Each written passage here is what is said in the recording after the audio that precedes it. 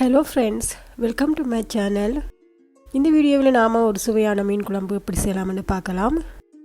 நான் இன்றைக்கு ஃப்ரெஞ்சில் பார் என்று சொல்கிற மீன் தான் யூஸ் பண்ண போகிறேன். இங்கிலீஷில் சீபாஸ் என்று சொல்கிறது. அதுக்கு முதல்ல நாம் ஒரு கடாயில் எண்ணெய் விட்டு கொஞ்சம் பெருஞ்சீரகம் மற்றும் வெந்தயத்தை போட்டு கொஞ்சம் வறுத்து கொள்ளுவோம்.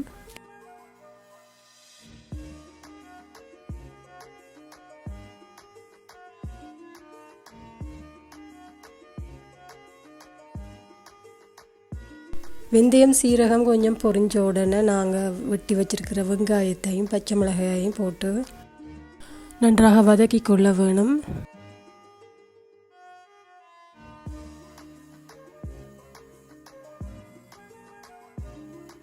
அதோட உள்ளியும் கருவேப்பிலையும் சேர்த்து கொள்ளுறேன்.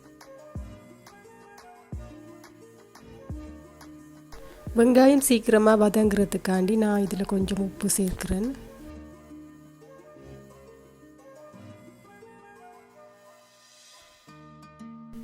வெங்காயம் இப்போ ஓரளவுக்கு வதங்கிட்டது. நாங்கள் இதில் இப்போ மசாலா தூள்களை சேர்த்துக்கொள்ளுவோம்.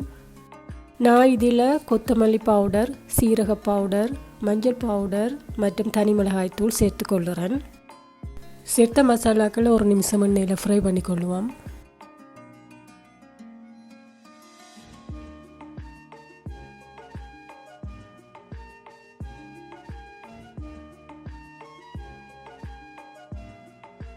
இப்போ இதில் நான் 2 மீடியம் சைஸ் தக்காளியை அரைச்சி வச்சுருக்கிறேன். அதை இப்போ சேர்த்துக்கொள்ளுறேன்.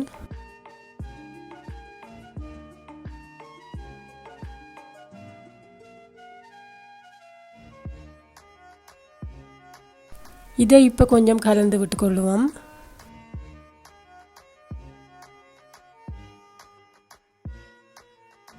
இப்போ இதில் நான் எலுமிச்சம்பழம் சைஸுக்கு எடுத்த புளியை கரைச்சி விடுறேன்.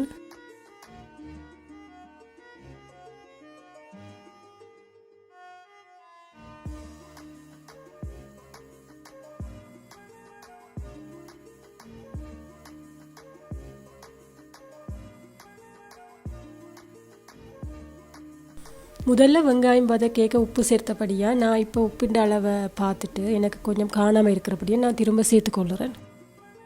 இப்போ இந்த கிரேவியை நல்லா கொதிக்க விட வேணும். அதனால் நான் கொஞ்சம் இதோட தண்ணி ஆட் பண்ணுறேன்.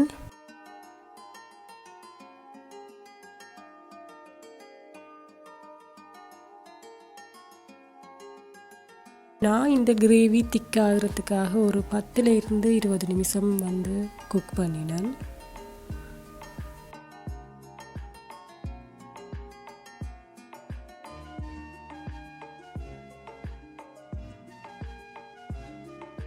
இப்போ இந்த குழம்பு ஓரளவுக்கு திக்காயிட்டது.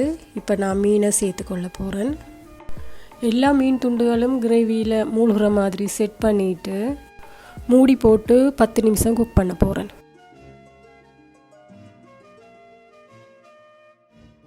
10 நிமிஷத்தில் பார்த்தீங்கன்னா இந்த குழம்பு ரெடி ஆயிட்டது. நான் அதுக்கு மேலே கொஞ்சம் கருவேப்பிலையில் தூவிக்கொள்கிறேன். இந்த வீடியோவை பார்வையிட்ட மிக்க நன்றி ஃப்ரெண்ட்ஸ். இன்னொரு வீடியோவில் சந்திக்கும் வரை see you, bye bye.